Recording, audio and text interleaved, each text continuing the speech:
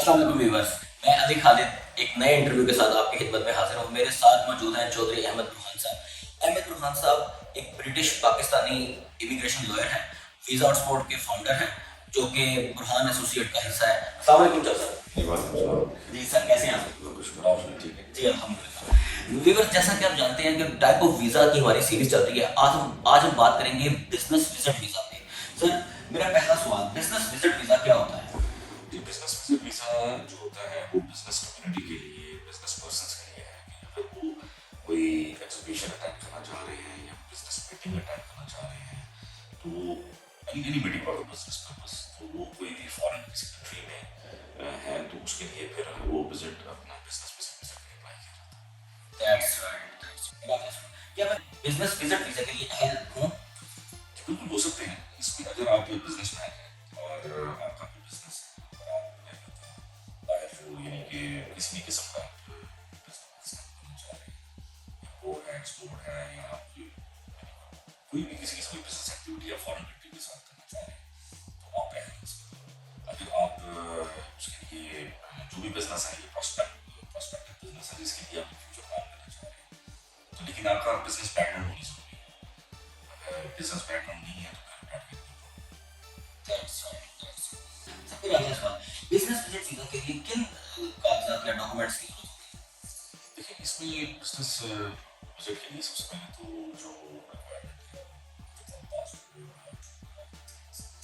है सोचते हैं जो है कि आप जो है यानी कि चालू बिजनेस अगर आपको जहाँ पे आपने जाना है, या यूके है, यूएसए और एनी कंट्री, वहाँ से आपको कोई बिजनेस इन्विटेशन मिले, लाइक कोई आपका बिजनेस है, प्रोस्पेक्टिव बिजनेस पार्टनर है, वो आपको यहाँ पे इन्विटेशन दे देंगे। आप यहाँ पे कोई भी जैसे इम्पोर्ट एक्सपोर्ट करना चाह रहे हैं, या आप कोई बिजनेस एक्टिविटी करना चाह रहे हैं, वो आपको किसी जगह पे आप विजिट करना चाह रहे हैं, तो वो that should be established in a piece of letter, तो उसे बिजनेस इन्विटेशन लेटर कहते हैं, जो कि फॉरेन कंट्री में बैठे बिजनेस में आप यहाँ पाकिस्तान में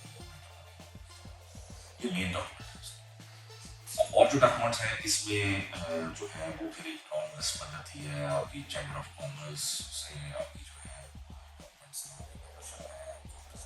प्रूफ, आपके बैंक स्टेटमेंट्स, आपके personal bank statements, business ties with Pakistan, foreign ties with Pakistan काफी बड़ी लॉन्ग लिस्ट है जो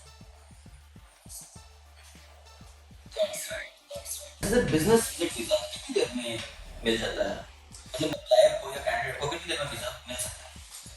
इसमें कंट्री टू कंट्री वेरी करता है, वेस्ट टू वेस्ट वेरी करता है। इसमें 3 to 4 weeks to 2 to 3 months भी लग सकते हैं, but it really depends on the country which you are applying to.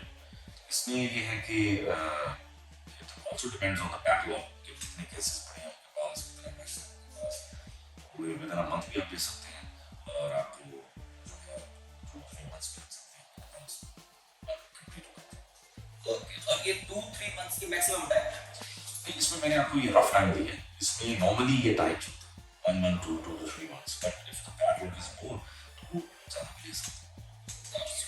अच्छा सर, क्या मैं बिजनेस विजिट वीज़ा पर कोई जॉब या काम भी कर सकता हूँ? नहीं देखिए, इसमें बिजनेस विजिट वीज़ा स्पेसिफिकली वो विजिट के लिए होता है, बिजनेस विजिट के लिए आप जा रहे हैं तो बिजनेस ट्रांजेक्शन करते हैं उस व्यक्ति में आप करते हैं, और उसमें आप किसी किस्म की जॉब या आप कोई और किस्म की एक्टिविटी कर सकते हैं। अगर आप करेंगे तो you will reach the laws of that country और उसके consequences। That's right. अच्छा बुरहान साहब, मैं बिजनेस विजिट वीज़ा को एक्सटेंड भी कर सकता हूँ? नहीं, इसमें बिजनेस विजिट वीज़ा एक्सटेंडेबल नहीं होता। उसमें नॉर्मली ये प्रैक्टिस होती है कि आप उसे अगर आपका पूरी होती है तो आप नेटिव कंट्री जाकर दोबारा अप्लाई कर सकते हैं। अगर आपने उनकी इमिग्रेशन लॉज को ब्रीच नहीं किया, यू आर गुड ट्रैवल, और उसमें आप अप्लाई कर सकते हैं। They will not have any यानी कि कोई प्रॉब्लम नहीं है, कोई पाबंदी नहीं है, जेन्युइन बिजनेसमैन है, they can issue a new visa. तो ये प्रोसेस मैं उन्हीं की मैसेज से कर सकता हूँ कि मुझे अपनी कंट्री में वापस आना नहीं, होगा? नहीं, you have to come to your country and you can have to apply from your native country. That's right. Sir, ये बताइए कि बिजनेस विजिट वीज़ा की क्या कॉस्ट या खर्चा आ जाता है इसमें? देखिए विजिट वीज़ा एक तो उसकी कॉस्ट होती है, एम्बेसी फीस होती है जो आप पे करनी है, फिर उसकी जो डॉक्यूमेंटेशन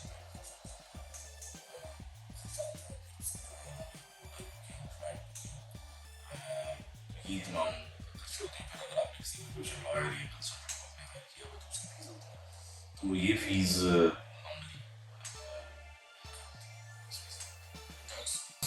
सर मेरा अगला सवाल, बिजनेस विजिट वीजा पर क्या मैं अपनी फैमिली को भी वहाँ बुला सकता हूँ? देखिए उसमें बिजनेस विजिट वीज़ा पे नॉर्मली आप फैमिली को,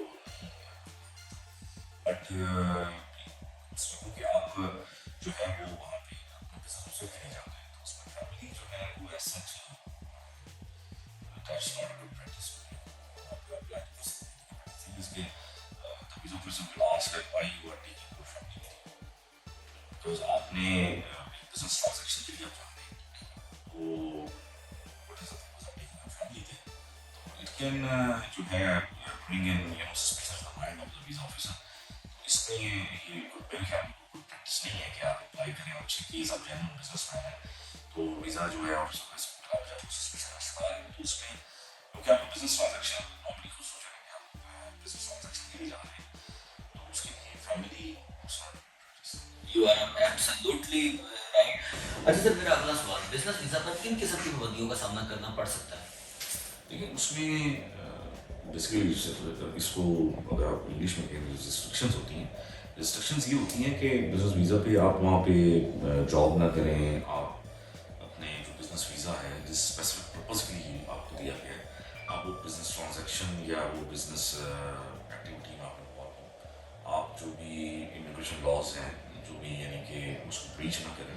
फॉर एग्जाम्पल ब्रीच होने का एक एग्जाम्पल ये हो सकती है कि आप वहाँ पे जाएँ और जॉब शुरू कर दें या वहाँ पे जाके स्लिप हो जाए, तो उसमें डैट इज़ जो है वो रिस्ट्रिक्टेड एक्टिविटीज़ हैं कि जो आपने नहीं करनी, अगर आप करेंगे तो आपको नताइज का सामना करना पड़ सकता है, you can be banned, you can be deported और whatever, you know. That's right. Sir क्या बिजनेस वीजा ऑनलाइन भी अप्लाई किया जा सकता है? जी जी बिल्कुल, आजकल वो इनकरेज कर रहे हैं कि बिजनेस वीज़ा आप ऑनलाइन अप्लाई करें, डॉक्यूमेंटेशन भी जो है वो ऑनलाइन वो एक्सेप्ट और केस बायोमेट्रिक्स जो हैं वो आप जो है वहाँ पे लेने होते हैं और बाकी चीज़ें वो सारी ऑनलाइन दी जा रही हैं, स्कैन डॉक्यूमेंट्स और ऑनलाइन एप्लीकेशन वगैरह, तो वो ऑनलाइन ही ज़्यादातर प्रेफर करें। Very good. तो मेरा अगला सवाल, मैं बिजनेस वीजा लेने के लिए अपने चांसेस को किस तरह बढ़ा सकता हूँ? उसमें आप अच्छी डॉक्यूमेंटेशन करें, proper to the bank documentation करें, वीज़ा ऑफिस को सेटिस्फाई करने के लिए कॉम्प्रिहेंसिव अपने केस को प्रिपेयर करें, किसी इमिग्रेशन लॉयर से आप एडवाइस लें, तो इस ये तमाम स्टेप्स करेंगे तो ये आपके चांसेस को बहुत अच्छा अच्छा सर अगर मेरा वीजा रिफ्यूज या रिजेक्ट हो जाए तो मुझे क्या करना चाहिए? देखिए उसमें दो चीज़ें होती हैं, एक होती है कि आपके अगर कोई डॉक्यूमेंटेशन सही नहीं है, कोई आपकी जो है वो डॉक्यूमेंट्स में कमी है, आपकी सही होता ही है, तो उसमें होता है कि आप है उसे रीअप्लाई कर सकते हैं, उसको एक्सप्लेन कर सकते हैं कि आपकी ये ऑब्जेक्शन थी और मैं इसको अब मैं ठीक करना चाहता हूँ और या मुझे जो है वो टाइम दिया जाए या मुझे एक्सप्लेनेशन का मौका दिया जाए, तो उसे आप एक्सप्लेन करके भेज सकते हैं। अगर वहाँ पे कोई आपने डॉक्यूमेंटेशन की है या कोई और इस तरह का मामला किया फिर जाहिर है कि वो दैट्स अ बैड एक्टिविटी और उसमें फिर ये है कि आपको रीअप्लाई कुछ देर ठहर के फिर आपको रीअप्लाई कर सकते हैं, बट अगर ऐसा कोई चार्ज आप पे लगाया तो ये चीज़ डॉक्यूमेंटेशन आपने फिल की है या के साथ कोई इस तरह का झूठ बोला जो पकड़ा गया तो उसके लिए आप बैन भी हो सकते हैं और बाज़ हमारे जो है 10 years का बैन लगा है, तो उसमें जो है अगर error of law for example अगर उसकी गलती है वीज़ा ऑफिसर की कसम आपने डॉक्यूमेंटेशन दी है और वो उसने गलती की है, तो उसमें फिर ये है कि आप उसके खिलाफ डिक्लेरेशन भी फाइल कर सकते हैं उस स्थिति में और रीअप्लाई कर सकते हैं, उसको एक्सप्लेन कर सकते हैं, ये चीज़ें स्टेप्स हैं जो आप ले सकते हैं दोबारा रीअप्लाई करने की सूरत में, या आप उसको उठा के अपने आप में फैसला ले सकते हैं। ऑब्वियसली। मेरा अगला सवाल, इनविटेशन लेटर की भी जरूरत मुझे पड़ सकती है?